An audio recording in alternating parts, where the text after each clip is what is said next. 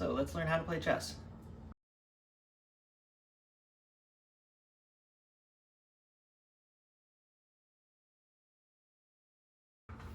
So the objective of the game is to capture your opponents and not lose your own king piece. It moves one square per turn, and it starts back here. Next to it is the queen. The queen moves as far as it wants on any horizontal, vertical, or diagonal path, and it lives next to the king.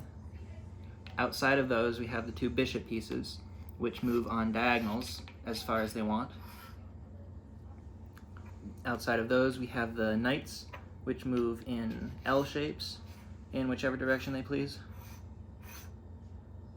And they can also move over other pieces. Those are the only ones that can. The rooks move vertically or horizontally as far as they like.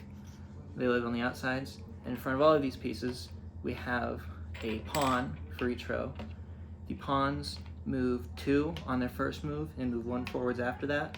They can only attack the squares that are diagonally in front of them. And those are the pieces. Pawns have a special rule that if they would be endangered by moving one piece and they move 2 to avoid that, another piece can still attack where they would have been in order to eliminate them. Also, if a pawn reaches the entire other end of the board without getting harmed, it is able to be promoted into any of these pieces.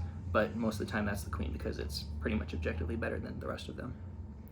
Also, if you got far enough into a game where your knight and where your king and rook haven't moved yet, they can swap places. That's called castling, and it's the only move you can make where you move 2 pieces in a turn.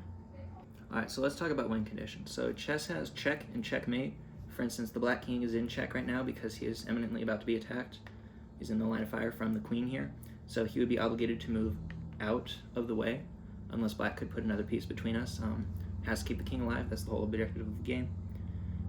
If, for instance, I moved these up to where they're now entirely covering every square that he could go in, he could never leave the attack position of one of these 2 pieces.